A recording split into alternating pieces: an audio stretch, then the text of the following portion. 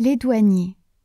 Le bateau l'Émilie de Porto Vecchio, à bord duquel j'ai fait ce lugubre voyage aux îles Lavezzi, était une vieille embarcation de la douane, à demi pontée, où l'on avait pour s'abriter du vent, des lames, de la pluie, qu'un petit rouf goudronné, à peine assez large pour tenir une table et 2 couchettes. Aussi il fallait voir nos matelots par le gros temps.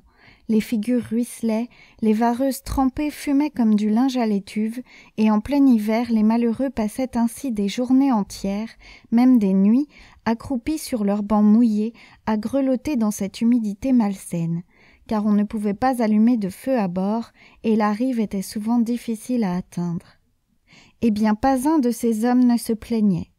Par les temps les plus rudes, je leur ai toujours vu la même placidité, la même bonne humeur. Et pourtant, quelle triste vie que celle de ces matelots douaniers. Presque tous mariés, ayant femme et enfants à terre, ils restent des mois dehors, à louvoyer sur ces côtes si dangereuses. Pour se nourrir, ils n'ont guère que du pain moisi et des oignons sauvages. Jamais de vin, jamais de viande, parce que la viande et le vin coûtent cher et qu'ils ne gagnent que 500 francs par an. 500 francs par an. Vous pensez si la hutte doit être noire là-bas à la marine, et si les enfants doivent aller pieds nus. N'importe, tous ces gens-là paraissent contents. Il y avait à l'arrière, devant le rouf, un grand baquet plein d'eau de pluie où l'équipage venait boire, et je me rappelle que la dernière gorgée finie, chacun de ces pauvres diables secouait son gobelet avec un « Ah !» de satisfaction, une expression de bien-être à la fois comique et attendrissante. Le plus gai, le plus satisfait de tous, était un petit bonifacien hâlé et trapu qu'on appelait Palombo. Celui-là ne faisait que chanter, même dans les plus gros temps. Quand la lame devenait lourde, quand le ciel assombri et bas se remplissait de grésil, et qu'on était là tous, le nez en l'air, la main sur l'écoute, à guetter le coup de vent qui allait venir, alors, dans le grand silence et l'anxiété du bord, la voix tranquille de Palombo commençait. Non, mon Seigneur, c'est trop d'honneur.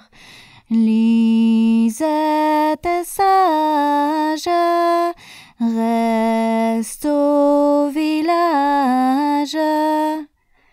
Et la rafale avait beau souffler, faire gémir les agrès, secouer et inonder la barque, la chanson du douanier allait son train, balancée comme une mouette à la pointe des vagues. Quelquefois le vent accompagnait trop fort, on n'entendait plus les paroles.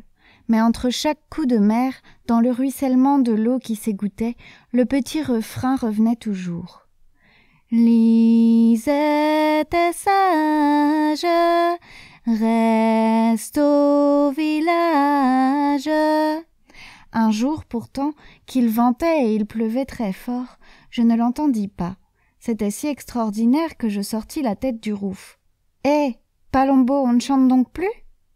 Palombo ne répondit pas. Il était immobile, couché sous son banc. Je m'approchai de lui. Ses dents claquaient, tout son corps tremblait de fièvre.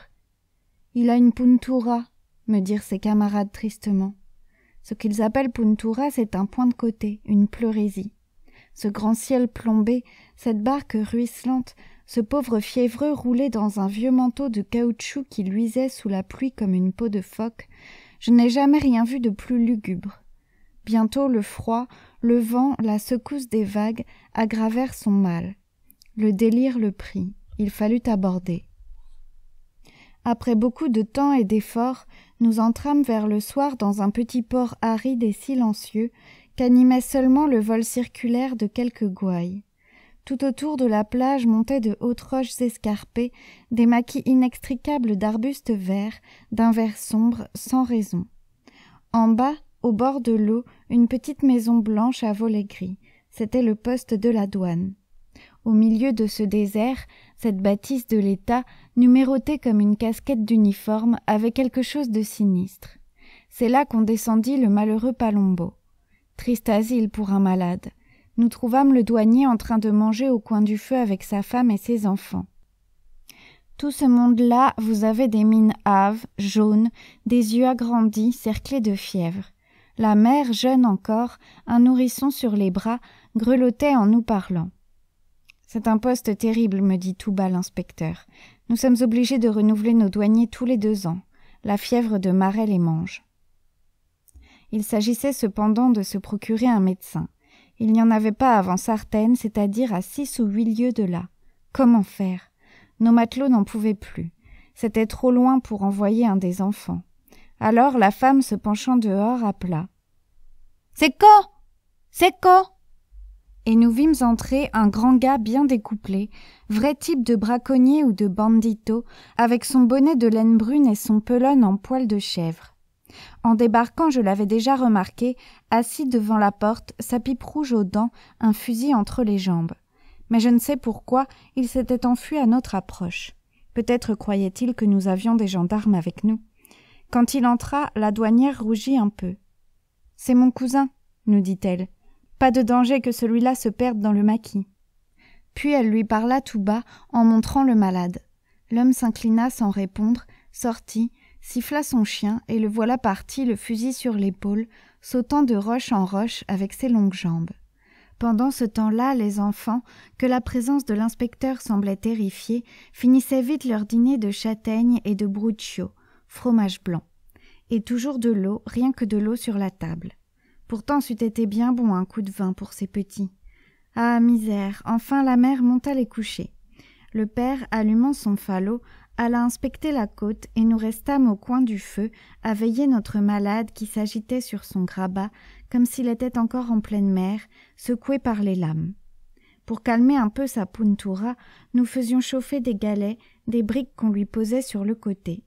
1 ou 2 fois, quand je m'approchais de son lit, le malheureux me reconnut et pour me remercier me tendit péniblement la main, une grosse main râpeuse et brûlante comme une de ces briques sorties du feu. Triste veillée. Au dehors, le mauvais temps avait repris avec la tombée du jour, et c'était un fracas, un roulement, un jaillissement d'écume, la bataille des roches et de l'eau. De temps en temps, le coup de vent du large parvenait à se glisser dans la baie et enveloppait notre maison. On le sentait à la montée subite de la flamme qui éclairait tout à coup les visages mornes des matelots, groupés autour de la cheminée et regardant le feu avec cette placidité d'expression que donne l'habitude des grandes étendues et des horizons pareils.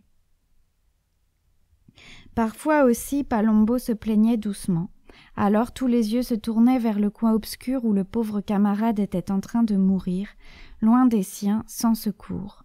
Les poitrines se gonflaient et l'on entendait de gros soupirs. C'est tout ce qu'arrachait à ces ouvriers de la mer, patient et doux, le sentiment de leur propre infortune. Pas de révolte, pas de grève, un soupir et rien de plus. Si pourtant je me trompe, en passant devant moi pour jeter une bourrée au feu, un d'eux me dit tout bas, d'une voix navrée. « Voyez-vous, monsieur, on a quelquefois bien du tourment dans notre métier. »